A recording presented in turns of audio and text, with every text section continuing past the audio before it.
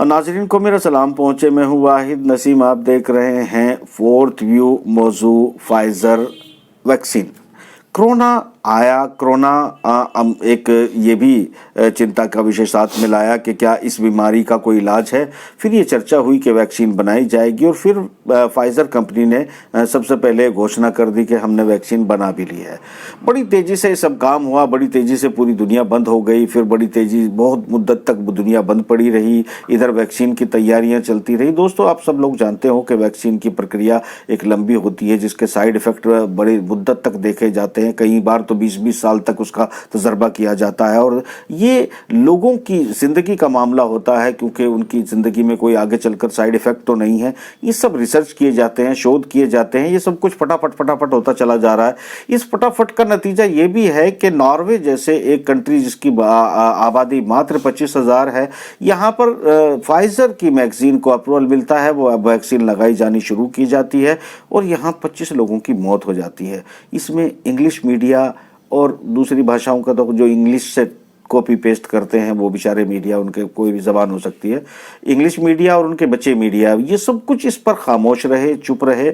और कई बार इसको जब ये खुल के सामने आने लगी तो इसकी तादाद को 12, 13 और कम करके दिखाने लगा। इसी तरह की कई देशों से और भी खबरें आने लगी। रशियन मीडिया और चाइना मीडिया, अगर मैं बात करूं, चाइनीज़ मीडिया ने जिस तरह की रिपोर्ट जारी की है उसमें उनके हिसाब से 25 लोगों की डेथ हो चुकी है। रशियन मीडिया की बात मानूं तो 23 की डेथ हो चुकी है। देखने में किसी एक को भी नहीं गया हूँ। अलबत्ता ये एक रिलायबल हैं जो अंतर्राष्ट्रीय लेवल पर उनकी एजेंसीज काम करती हैं।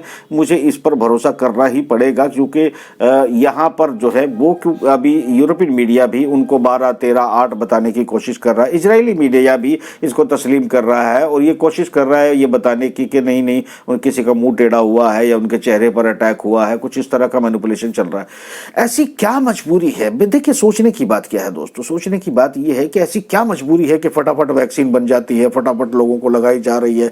टेस्ट पूरे हुए हैं कि नहीं हुए हैं, तजर्बात पूरे हुए हैं कि नहीं हुए हैं, क्यों ज़बरदस्ती सबको ठोक देनी चाहती है वेस्टर्न वर्ल्ड जो है वो फाइज़र कंपनी वैक्सीन सबको लग जानी चाहिए, अप्रूवल के लिए दौड़े घूम रहे हैं।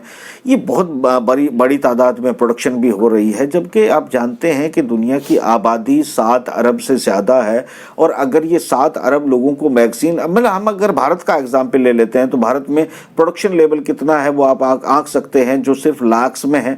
आप पर डे जो है वो करोड़ में भी आप नहीं बता सकते हैं। अगर आप इसको 50 लाख या 1 करोड़ वैक्सीन का रोजाना का प्रोडक्शन भी आप कर लें, जो कि है नहीं अभी डेली बेसिस पे इतना बड़ा प्रोडक्शन, तो आपको पता है कि इसमें तकरीबन आधा साल निकल जाता है या 1 साल निकल जाता है इसी में। और अगर आपकी कैपेसिटी आप जेन्युइनली जाहिर कर देते हैं किसी तरीके से तो आपको पता चलता है कि कई साल आपको सिर्फ लोगों तक पहुंचाने, वैक्सीन बनाने और उनकी क्वांटिटी पूर्ति करने में लग जाते हैं।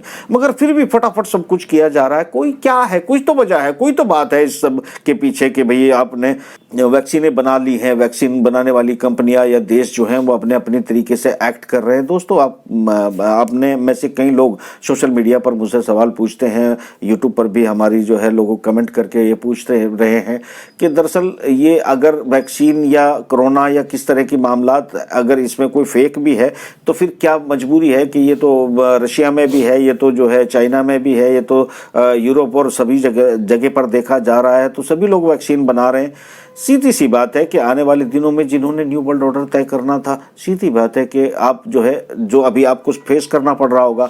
अगर आप सार्वजनिक जगह पर जाते हैं, मॉल में जाते हैं, किसी बड़े होटल में आप एंट्री करते हैं तो आपको दिखाना पड़ता है कि आपका मास्क लगा है कि नहीं, आपने एक जो हेल्थ वाला ऐप है वो डाउनलोड किया कि नहीं, बाद में हो जाएगा कि आपको वैक्सीन लगी कि नहीं। तो आप जब तक वो सब सर्टिफिकेट्स आपके पास मौजूद नहीं होंगे तो आप रेल में ट्रेवल नहीं कर पाओगे, जहाज में ट्रेवल नहीं कर पाओगे, एक देश से दूसरे देश में नहीं जा पाओगे। तो भी पूरी रिस्ट्रिक्शंस और छानबीन जो है, डिजिटल डाटा और बहुत सारी चीज़ें, इसमें लंबी कहानी है, वो सब कुछ भी चलता रहेगा धीरे धीरे। क्या इसके पीछे चल रहा है ये अभी तक वाज़ेह नहीं हो पाया है। हालांकि हमारे भी अंदेशे हैं, लोगों के भी अंदेशे हैं, क्लियर तौर पर कुछ भी नहीं कहा जा सकता। इतना तो ज़रूर कहा जा सकता है कि कोई ना कोई बात ज़रूर है, क्योंकि इतनी ज़बरदस्ती सब चीज़ों में लगाए जाना, जबकि पूरी दुनिया में daily basis death, natural death कितनी होती थी उसका कोई देश जो है वो खुलकर मीडिया चर्चा में अंग्रेजी मीडिया और उनके बच्चे मीडिया जो है, उनके बच्चे जो उनको टेपते हैं, दरअसल उनकी कॉपी भी करते हैं, नकल भी करते हैं, वो वाले मीडिया जो है इस बात पे चर्चा ही नहीं कर रहे हैं कि डेली बेसिस में मौत कितनी होती थी और कोरोना की मौतों को मिलाकर अब कितनी हुई है। कई जगह पर अगर हम आंकड़े निकालते हैं तो हमको पता चलता है कि मौत का रेशो दुनिया भर में उल्टे घटा है, ना कि इस वबा से बहुत बड़ी तबाही हो गई है, ऐसा मतलब इस वक्त मौजूद है। अगर मैं झूठ कह रहा हूं तो दुनिया को वो डाटा पेश कर देना चाहिए ईमानदारी का। अलग डाटा मैनिपुलेट किया जाता है, अब भी जानते हैं आप, अपने अड़ोस पड़ोस, अपना शहर, अपना घर, सब कुछ देख रहे हैं। अलबत्ता मेरे जैसी की किसी बात पर जो है वो कोई बहुत असर नहीं होगा। बहुत सारे डॉक्टरों ने भी बहुत सारी बातें कही हैं, बहुत बड़े बड़े डॉक्टर जो इसमें इन्वॉल्व थे उन्होंने भी बातें कही हैं, कहीं कहीं देश भी अपने टेस्ट आए हैं। फिर भी हमको चाहिए कि हम एक दूसरे से अवेयर रहें और बात फिर भी करते रहें जो रोज़ाना की बात है। मुद्दा यहाँ आता है इन 23 मौतों का या 25 मौतों का या 13 मौतों का, अकॉर्डिंग टू इजराइल उनके मुंह टेढ़े होने का। ये सब बातें अगर कन्फ्यूज़न में आती हैं तो दरअसल ये क्या मजबूरी है कि आप जो है टेस्ट कंप्लीट किए बगैर, यानी आपका रिसर्च वर्क कंप्लीट किए बगैर, उसके साइड इफेक्ट के प्रमाण देखे बगैर आप वैक्सीन लगा रहे हैं। ये वैक्सीन है क्या जिसका आप पूरी तरह से अभी तक साबित नहीं कर पाए हैं कि सेफ है कि नहीं है, ये लोगों की आगे जाकर जिंदगी पे क्या असरात डालेंगी, वो आप प्रमाण अभी तक पेश नहीं कर पाए हैं।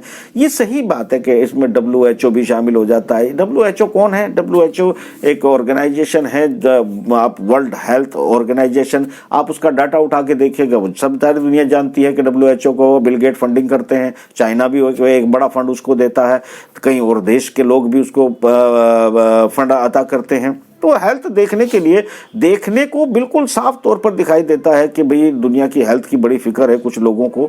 मगर जहां तक मैं UNO के किसी भी ऑर्गेनाइजेशन के काम की बारीकियों को समझता हूं तो वो ये पूछते हैं कि जो सोशल वर्क आप करना चाहते हो उसमें बिजनेस मॉड्यूल बताइए क्या है। अगर बिजनेस मॉड्यूल उसमें कोई है तो फिर उसको सोशल एक्टिविटी में डाल दिया जाता है जिसमें हेल्थ केयर या दूसरी चीजें भी हों, भला भी हो लोगों का और बिजनेस भी कारोबारियों का चले।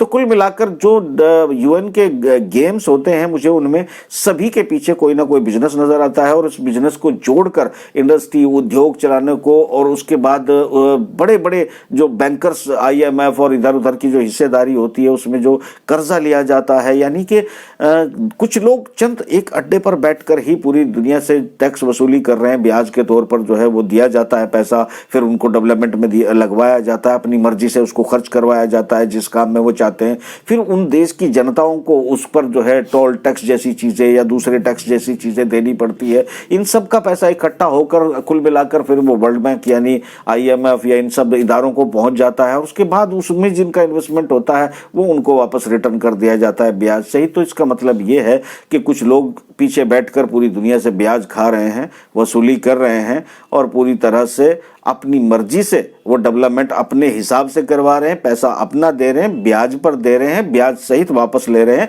और देशों की इसमें गारंटी होती है। तो इसी तरह की जो चीज़ें दोस्तों हमको देखने को मिल रही है तो मुझे लगता है कि आपको भी सोचने की ज़रूरत है और इस पर शोध करने की ज़रूरत है। और मेरे ख्याल से सभी लोगों को मेरे ख्याल इस खबर को गहराई से देखना चाहिए कि इस जो फाइजर जिसको सिम्पसन कार्टून में दिखाया गया था कि जब कोरोना आएगा तो वो फाइजर नाम की कंपनी उसको बनाएगी और लोगों को ज़बरदस्ती इंजेक्शन लगाएगी, तो वो दौर भी चल रहा है, मौतें भी हो रही हैं।